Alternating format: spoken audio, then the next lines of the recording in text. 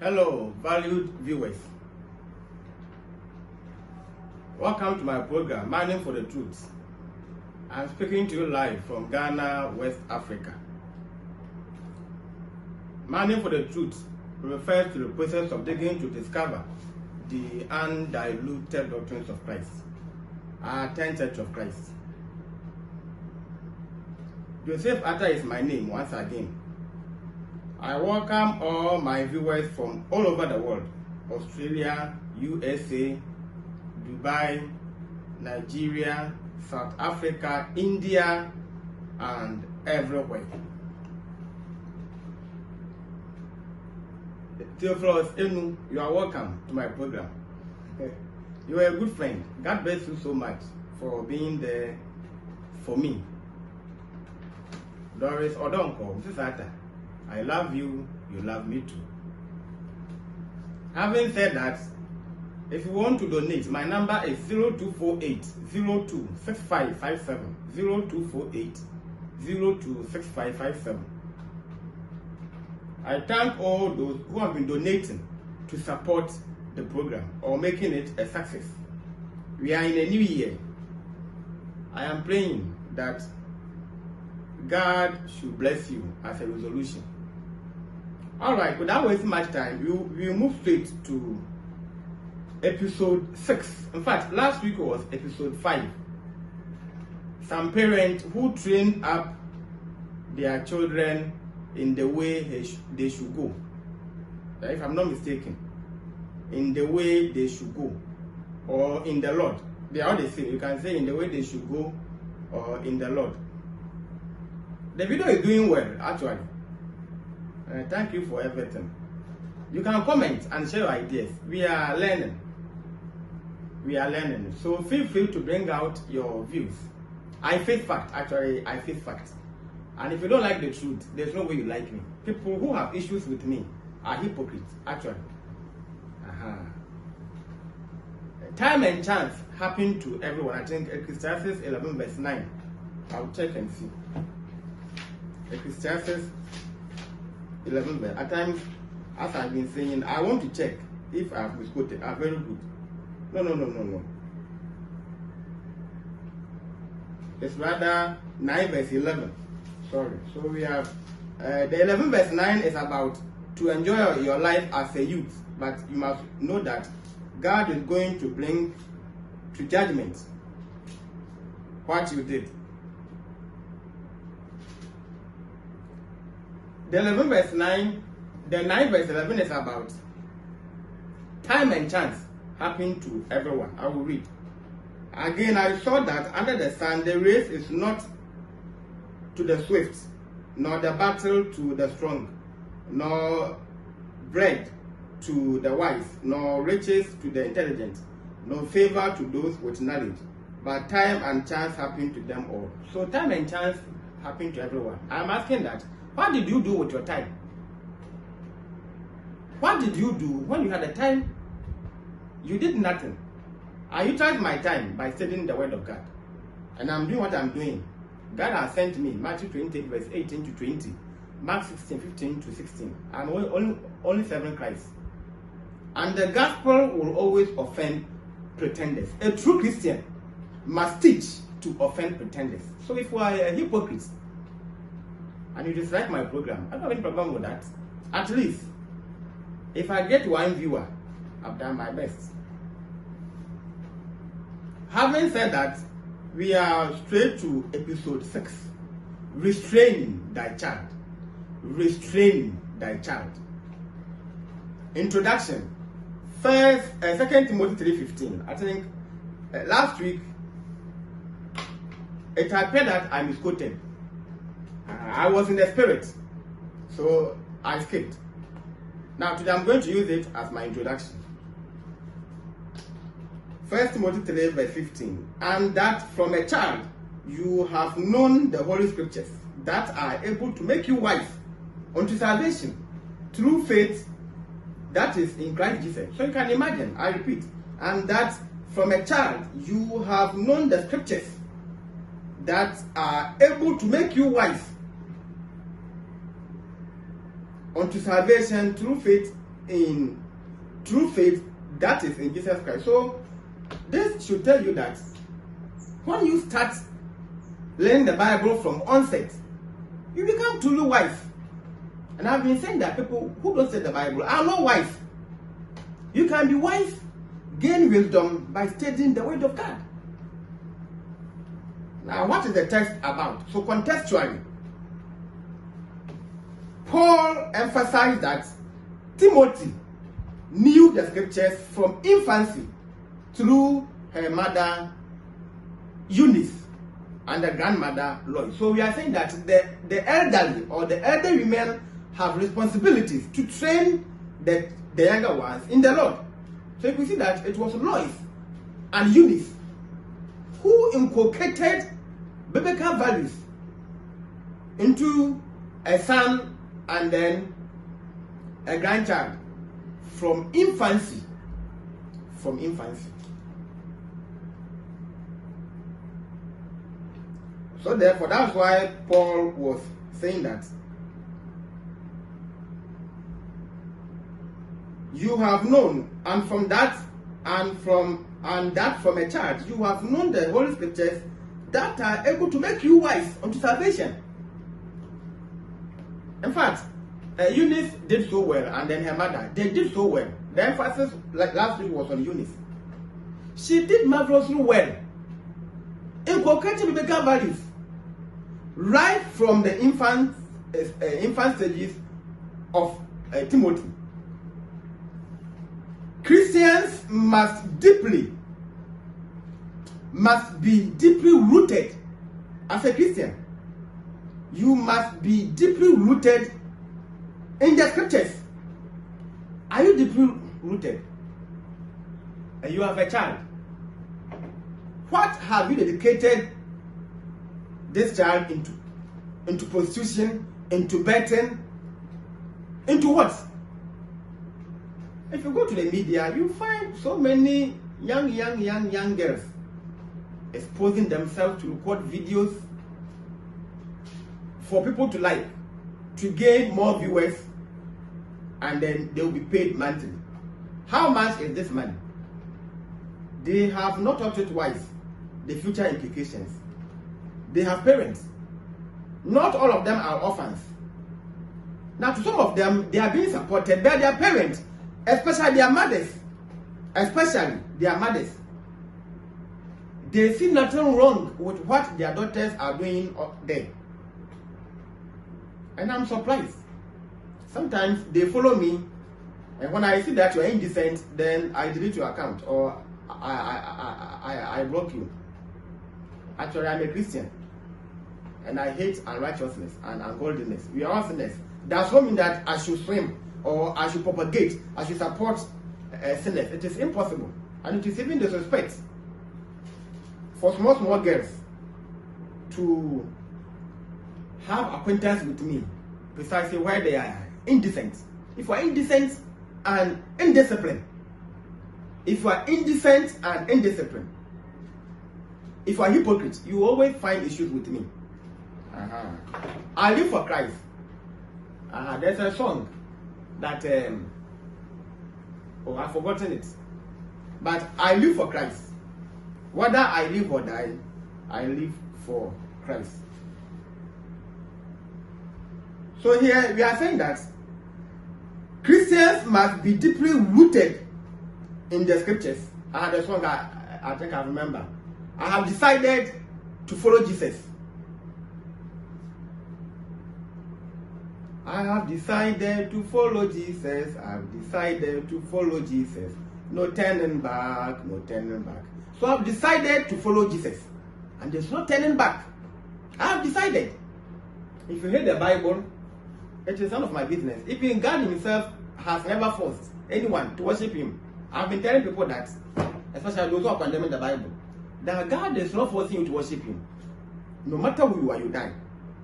You die, and when you die, he will judge you. Simple. It is very simple.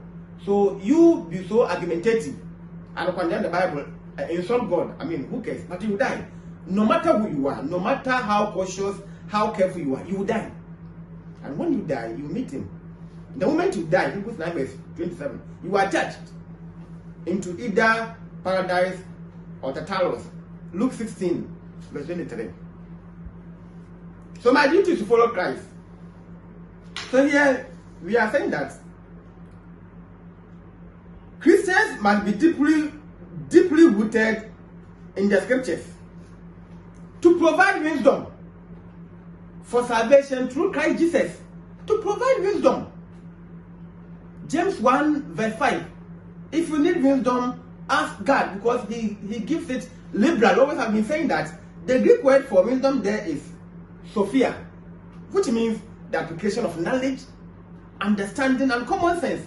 Do you have common sense in your head? Common sense. It is all you have a common sense. And the wisdom of this world is foolishness with God. 1 Corinthians 3 verse 19a. That's why if you go to Colossians 2 verse 8, it is saying that be careful so that you are not brainwashed by the philosophy and traditions of men from this world. So to become wise, you must learn the Bible. Noah Webster said, education without the Bible is useless. So I don't care who you are. So far as you don't know the Bible, you have no sense. Because the Bible is saying that Christians must be deeply rooted in the scriptures to provide wisdom for salvation. You become truly wise when you study the Bible. You find love in economics, how to live a good life, good marriage, how to care. Everything is in the Bible. So if you don't know the Bible, how can you even marry properly? You must study the Bible, and not that your pastor, your preacher is teaching you. You are obligated to study the Bible yourself. So Paul was so happy, and he was commending Timothy in 2 Timothy 3 verse 15, having started to learn the scriptures from infancy. He was so profound. He was just happy.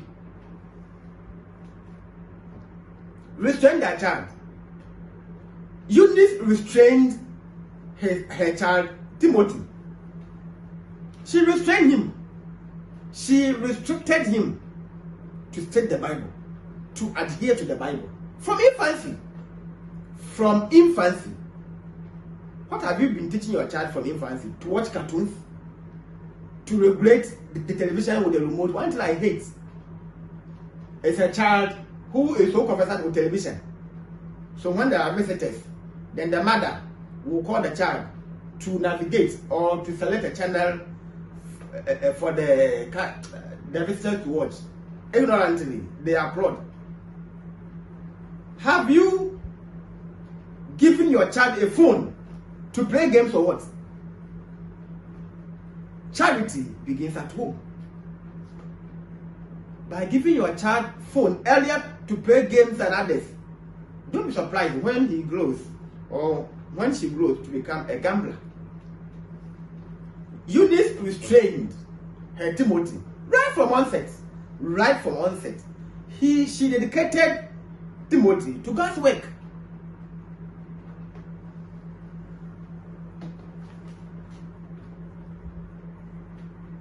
Does your child know the scriptures from infancy, or you have waited for him or her to grow old before teaching him? My parents are not Christians. I struggled hard to find Church of Christ and to study the Bible. I am not going to do the same thing to my children.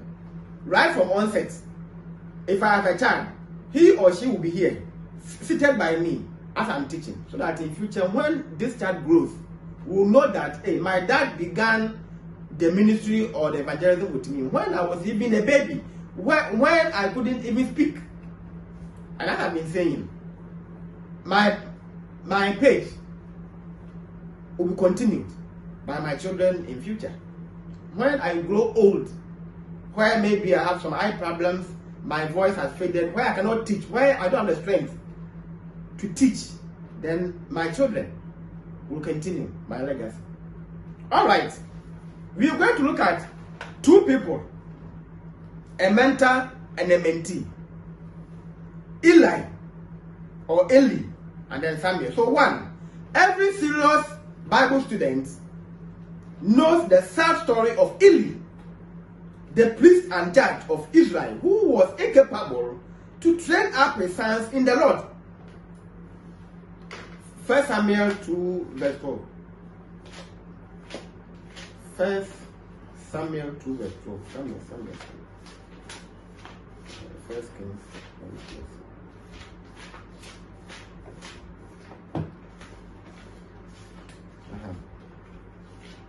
First Samuel 2 verse 12.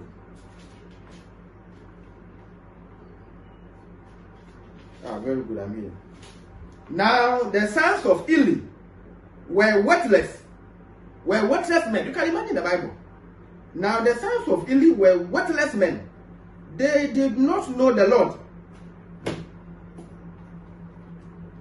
Every slow Bible student knows the sad story of Eli, the priest and judge of Israel, who was incapable to train up his sons in the Lord. Eli had two corrupted sons. And the Bible here is saying that now the sons of Eli were worthless men, useless. Worthless means useless. They were of no value. It should be noted that they were sons of Eli by birth, but were sons of Belial by their manner of life. If you go to Smith Bible Dictionary, Belial, B-E-L-I-A-L, means a word of contempt, meaning worthless, reckless, or lawless.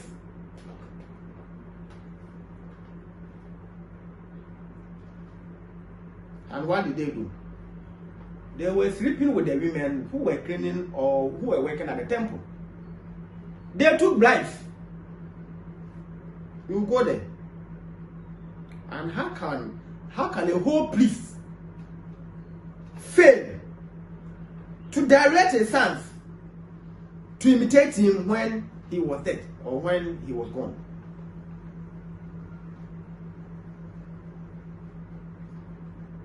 The narrative of their lives is a progressive illustration of children who were not properly restrained. Here we blame Eli. If your parents and your children have fashioned after the world, don't sit down and brag and claim that I did my best. You were a failure. Here we are accusing Eli. Once again, when there's an accident, we blame the driver. We don't care whether a passenger was quarreling with the driver. We blame the driver because he is the person or he was the person holding the steer. We blame the driver, period. We don't have any, we have no ears to listen to any excuses that the passenger was struggling with him over the road effect. No. We blame the driver. So if you're a parent and your children are now gamblers, they are now thieves, manizers, womanizers, we blame you than the children. So here we are blaming Eli, whether he did his best or not. We are blaming him because we have other parents who directed their children to learn, study the Bible, and work for God, as we saw last week. Eli certainly did try to reason with them about their duty, but he failed miserably in exercising the parental authority and punitive measures which would most likely have brought the desired result. Yes, restrict thy child.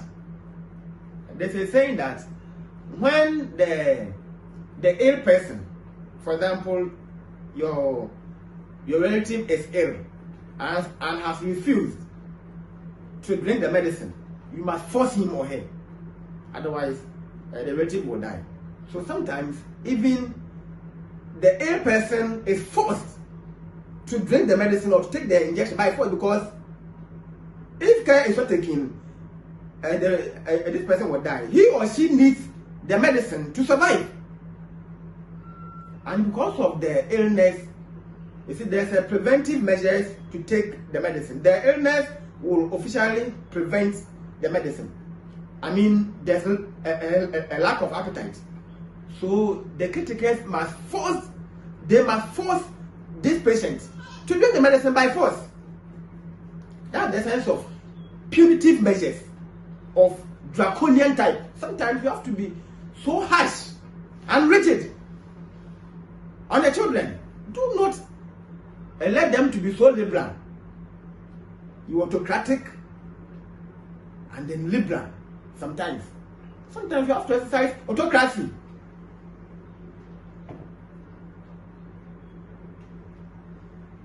And if Eli had done that, his 2 sons wouldn't be called worthless by the Bible, as we read in 1 Samuel 2 verse 12. Now, Fawcett's Bible Dictionary is saying something that condoning sin is cruel. It's cruel to children as well as dishonoring to God. Condoning sin is cruel to children. It is true. The parents who have left their children to misbehave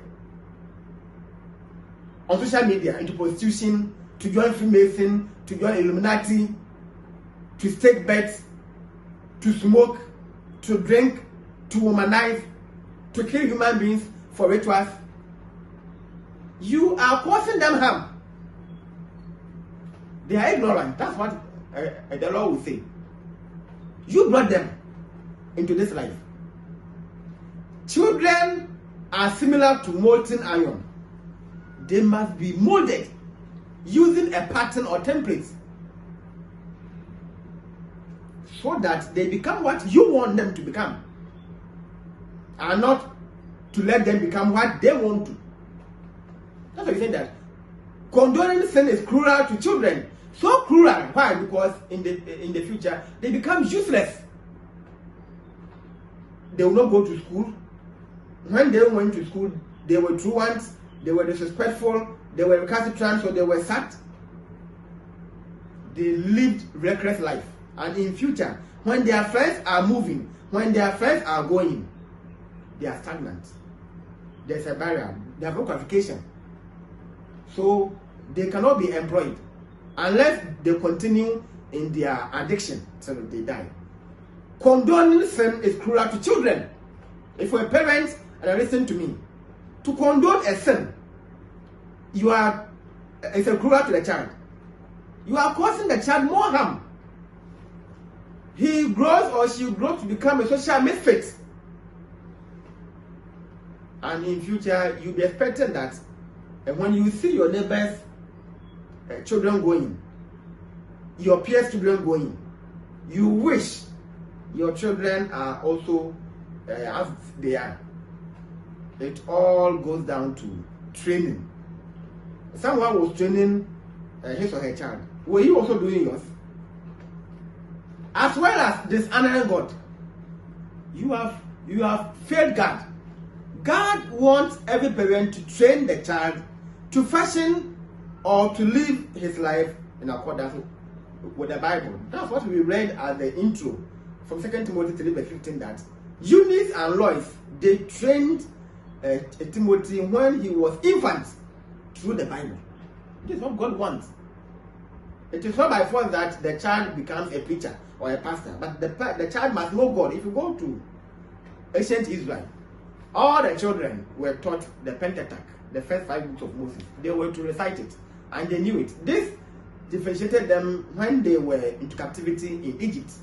They could recite the Bible. They knew the Bible. Your child, does he or she also know the Bible? So if you don't train your child in the Lord, you are dishonoring God. A child who thinks he must have any and everything he wants when he wants it. A child who thinks he must have any and everything he wants when he wants it. It's a set of parents who think he should too. So this means that we have children, you call them, I think, spoiled children. When they want phone, the parent must provide. whatever they want, they must be given. And who nurtured this? The parents taught them so. And it is wrong. When you die, or when there is no availability, they tend to thief, and you are in trouble. Okay. Life holds great sorrow and heartache for such a child. Life holds great sorrow and heartache. Heartache, yes, for such a child. I know a mother. She was so wealthy. She never allowed the children to work. She was a baker, bread baker. She is dead. And the children have sold all the ovens, the gas stoves, the gas cylinders, whatever she was using for the baking. They have sold everything. You call this fleeting legacy. So you see that what she built had been graded. All the legacy had been eliminated. Why? Because she did not involve the children in her work. They are my children, so I don't want them to suffer the way I'm suffering. It is wrong. Last week I was saying that when I was a child, I was going to the farm of my parents, so I know how to read. Meanwhile, I am not a farmer. I can choose to become a farmer, but I am not now a farmer. My profession or my trade isn't to farm. I know how to read. At least I've been using those skills to read around my house where I'm staying. And I remember when I came here, and when I began my technical education, I had no money, so I bought a cutlass, and I was reading plots. I was reading people's homes and houses for money whilst I was a student. So farming has been helping me a lot. You see? So we are saying that involve the child in whatever you are doing, except you are doing something which is evil. But if you are doing something which is good, involve the child in it. Don't exempt them that because the way I've suffered, I don't want them to suffer. You are causing them harm. You are causing them great harm. That's why I'm saying that life holds great sorrow and heartache for such a child. In humorous vein, there's a man called E.C. Mackenzie. In his book, 14,000 Quotes and Quotes says, children are natural mimics. They act similar to their parents in spite of every effort to teach them good manners. Children are, mimic. For example, you are speaking and someone is also trying to imitate and do the same thing as you are doing. Mimic. Children are natural mimics. They naturally imitate their parents. Naturally. Whatever you do, they do the same. Sometimes if you're a stammer as a parent in the home, if you don't check your child, the child will learn your stammering, and that one is more severe than yours. Yeah, children are good. They will easily learn from you where you won't even know. So if you're a stammer in the home, you try to direct your child not to learn it, or before you are aware, this child has learned. And when he starts or she starts and you don't correct him or her, that will be the end of his or her life. So that's why Mackenzie is saying that children are natural mimics. They act similar to their parents in spite of every effort to teach them good manners. So if you don't train them well, if you yourself is not good in living, as I've been saying, the father is drinking to beat the wife, they are always quarreling, and then they are fighting. This child will learn. Sometimes they learn both good manners and bad manners as well from the home. I learned a lot from my parents. I have learned a lot from my parents. Yes, as I've been saying, I saw my father who did more household chores. So you don't need to come and then counsel me to help my wife at the kitchen. What do you mean by that? that as old as I am, you coming to advise me. I saw it with my naked eyes when I was growing from my parents. So I don't need such counseling for anything. Of course, you're wasting my time. And in case the counseling is in this manner, I take my leave and then go away, because you are wasting my time, actually. Over the years, we have all seen a time when a child left unrestrained disturbs everyone in earshot and completely wrecks any semblance or appearance of reverence, honor, or concern for others. Yes, you see, parents at times, when you're advising them, they will also throw it back to you that wait until you give birth to your own child, then you know how to train, you know how difficult in training the child is. So this is a typical insult. You have seen that the child has been misbehaving, so you're trying to draw the attention of the mother or the father. The feedback is that keep quiet and mind your own business until you give birth, or go and train your child properly. And here we are saying that publicly, children who were unrestrained, they disturb a lot, and they become a nuisance even to the earshot. They wreck appearance of reverence. They disrespect. They are impudent. Honor or concern for others, they care less for anyone. You see, when they are behaving, they don't even have a conscience that here is a public domain, so I'm disgracing my parents. No, they don't have that conscience. That's why we're saying that. Or concern for others, they don't have any conscience that the consequences of my action here will render my parents irresponsible before the audience. They care less. Such does not reflect upon the child nearly so much as upon the parent who sits brutally or carelessly by and allows it to go on continuously. Yes, because you did it. You did it. So you can't stop the child in the very act. You go there, sometimes he fights back, and the disgrace even becomes more. So what you can do is that you keep quiet and then you hide yourself. Sometimes if you have to bow down your head.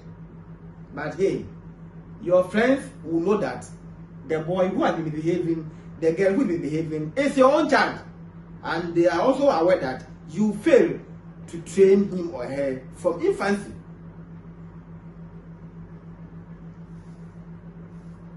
There's a proverb in my language that a crab does not give birth to a bird. A crab, C-R-A-B, does not give birth to a bird. So basically, you reap what you sow. The nullifies or reverses or abolishes this nullifies, you can say, abolishes any effort from the pulpit to teach the wayward or encourage the backsliders. Yes, you see that you are wasting your time to teach on the pulpit. They see you as a joker. You are wasting their time because they are wayward, or someone has backslided. The child has become, or the child has refused to attend church entirely. The child has told the parent, he has warned the parent that I will no longer worship with you in the church. So the preacher may even go to the home to advise this child. You are seen as a worthless person. The teacher can spend hours preparing his texts and have it rendered useless by one foolish child who is allowed to whine and throw tantrums with not so much as a disapproving glance from the doting or adoring parents. You see? the teacher has, or the preacher, the pastor, the elder, we mean the teacher or the sermonist has wasted time to prepare a comprehensive teaching or sermon. And this whole thing is being rendered useless by one foolish child who has been allowed, or who is allowed to throw a tantrum. We say temper tantrums, anger with action, temper tantrum, anger with actions. Why? Because the parents were sitting down to admire him.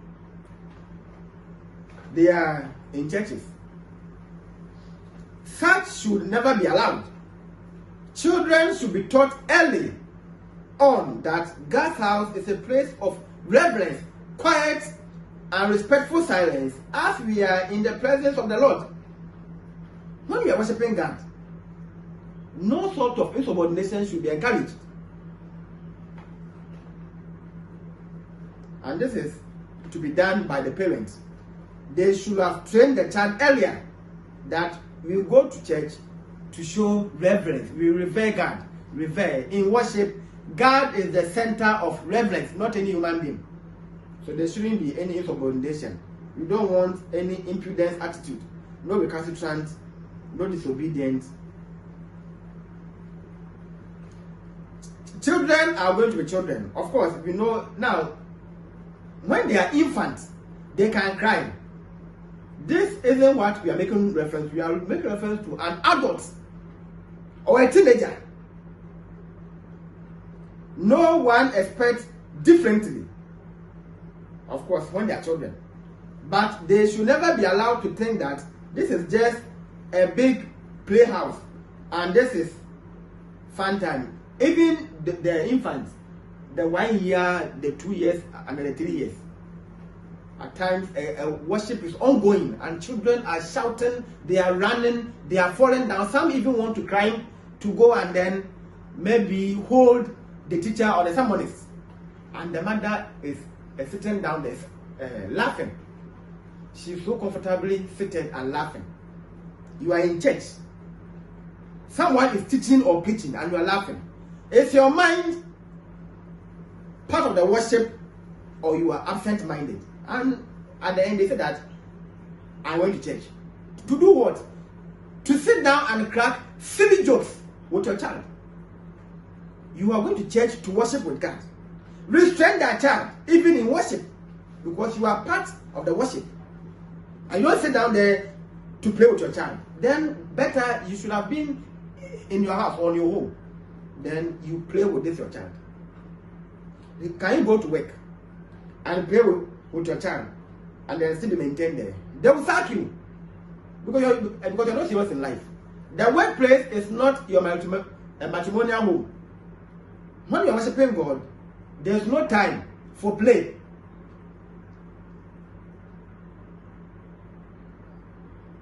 If they disturb, take them to the nursery, but not to play.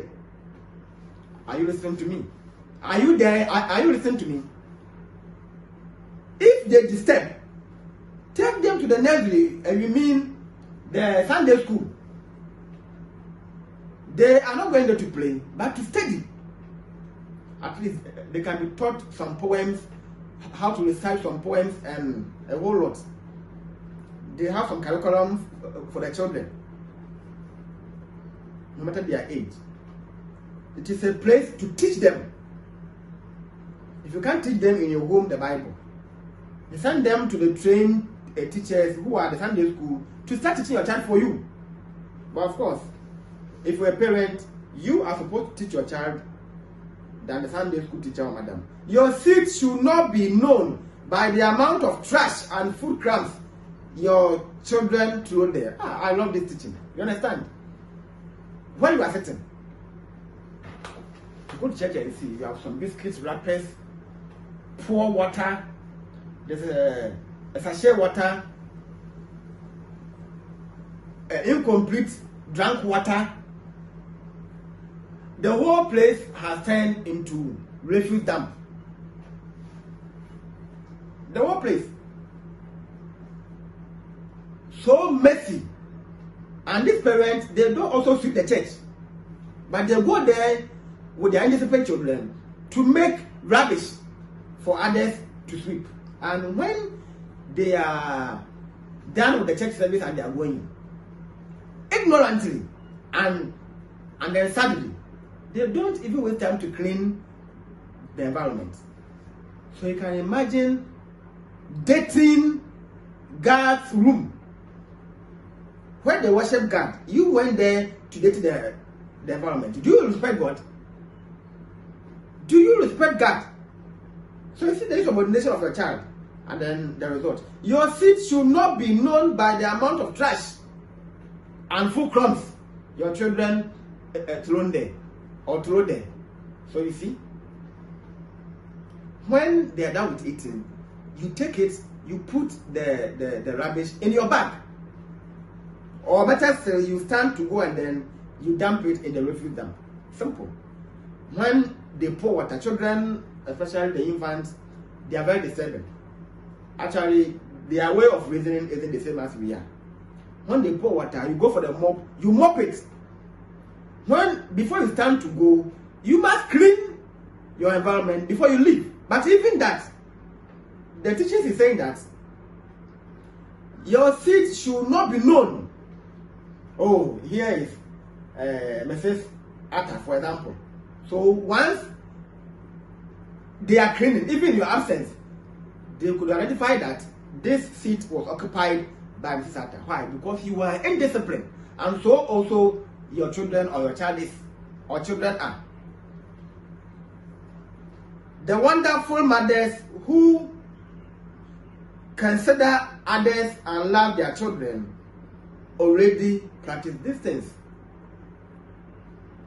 I am not sure that Timothy went to the church with the mother to make rubbish or to disturb the environment whilst church was ongoing.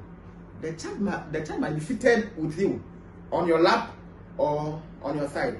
If the child is crying, you take him or her out to calm him or her, then you come back. You are part of the worship, in case you are unaware. And the child too is part. And you see that, as though they are young, but sometimes you hear them singing, even though the words are not the same as being sung in the church, but at least you could visualize or you could identify some similarities. At times, they even start to imitate what was done in the church in the home. Then you see that indeed, I am inculcating the biblical values in my child. Don't let them play. Early toleration prevented his sons to remember God as youth. Let's go to the same 2 Samuel, 1 Samuel 2 verse 22 to 25 and 3 verse 18. So I read the 3 verse 18. And I declare to him that I am about to punish his house forever for the iniquity that he knew, because his sons were blaspheming God, and he did not restrain them. You see? And he did not restrain them. Restrain their child. 1 Samuel 3 verse 18. Restrain their child. It's your text. 2 verse 25. 2 verse 22 to 25. Now Eli was very old, and he kept hearing all that his sons were doing to all Israel, and how they lay with the women who were serving at the entrance to the tent of meeting. And he said to them, why do you do such things? For I hear of your evil dealings from all these people. 24. No, my sons, it is no good report that I hear the people of the Lord spreading abroad. Last verse. If someone sins against a man, God will mediate for him. But if someone sins against the Lord, who can intercede for him? But they will not listen to the voice of their father, for it was the will of the Lord to put them to death. Even though Eli rebuked the sons, yeah, he did well. He did well. In fact, even the heading is saying that Eli rebuked his sons. Yeah, he did well. But it was too late. It was too late. It was too late. It was too late. He waited for so long. He waited for so long. So it was so late. They were then fully grown. And the father was actually aging. They saw him, his guidance and counseling to be of no value. His time has passed. And they were the new face. If you go to Ecclesiastes 12 verse 1, let's read something. That's why I think that early toleration prevented his sons to remember God as youth. Ecclesiastes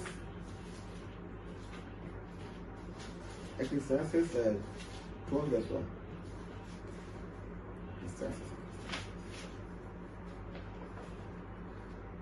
Remember also your Creator in the days of your youth, before the evil days come and the years draw near, of which you will say, I have no pleasure in them. His children did not remember their God when they were young, all because of Eli. Consequently, they did not imitate their father as priests. Now, will you be happy or sad if your child refuses to imitate you? As I've been saying, money for the truth. The page exists for my future generation, and it is my prayer that God will have mercy upon me so that my children will imitate my legacy. That's all. And by all means, they will imitate. So in future, when I am old, I can sit down and listen to my child when he or she is preaching, whether a boy or a girl. I will train him or her in the Bible to teach. That's all. All right. 2. Samuel's lack of encouragement. 1 Samuel 8 verse 3. I think so. Yet his sons did not walk in his ways, but turned aside after gain. They took bribes and perverted justice. You see? It is funny. Why is it that Hannah gave Samuel to Eli? Now, Samuel's way was so straight because the sons of Eli were wayward, and Samuel saw it. I am sure that Samuel saw that the sons of Eli were corrupt. That's why he had a chance. So I thought, or we thought, that Samuel would have used the example of Eli to correct his sons, but he couldn't. They lacked biblical cultural practices and values. They lacked biblical cultural practices and values. Samuel became a prophet, so Prophet Samuel, if I'm not mistaken. Now, Eli was a priest. His sons refused to imitate him. And Samuel, this all happened in your very eyes. He also sat down. So, Samuel was also an irresponsible parent. The children had no biblical values and cultural practices. That's why we say that Samuel's lack of enculturation, lack of biblical cultural practices and values in his sons. They were corrupt, thereby refused to do things right. The sons of Samuel, there were 2, Joel and then Abijah. Of course, Joel was the first son, and then Abijah was the second. Yeah, I'm sure. The sons of Samuel, Joel and Abijah, who became judges in Israel, took bribes and perverted justice. They took bribes, so you can imagine. They took bribes So you see, failure to train your child in the Lord. They took bribes and perverted. Yes, well, of course, why not? The Hebrew word for bribe here is shakat. Shakat, which means a redemptive or venal donation or venal donation. Now, venal is an adjective that depicts being capable of being bought or obtained for money or other valuable consideration in a corrupt influence. So it means that though they were judges, so they present your issue to them so nicely, and then the offenders will bypass to give them money, and the next day you thought you were going to hear a good verdict. Rather, the whole case will rather be upside down on you. That's the importance of taking a bribe. They took bribes and perverted justice. How are you training your child? To fashion after God or to fashion after the world? In the Bible, 1, Ecclesiastes 12 verse 1, remember now thy creator. 2, Matthew 6 verse 33, seek ye first. And then the last one, go ye therefore. Matthew 28, 18 to 20, Mark 16, 15 to 16. These are the focal obligatory to a child that the parent must inculcate. God first. God first. Not money and wealth first. Once again, I've been saying that when you shun God to fashion after the world, at times they think that after I've gained my money, I'll come back to God. You are a liar. You become so polluted and uncorrupted that you see the Bible to be useless. But in fact, you don't know the Bible. And maybe you even use evil means to achieve your money. So you see that your conscience will be plagued the moment you start to say the Bible. And you are hereby informed that all your friends are from the world. People with a high profile, making money, people who don't even have time, some even don't go to church at all. How do you gain your image back? It will be too late. You could even die in the process of making this money. Having said that, my name is Joseph Fata. Next week will be drawbacks of failure to train up the child in the Lord. I think I have 7 instances of parents who did not train up their child in the Lord and the consequences. Having said that, I thank you so much for your time. See you again next time. Bye bye.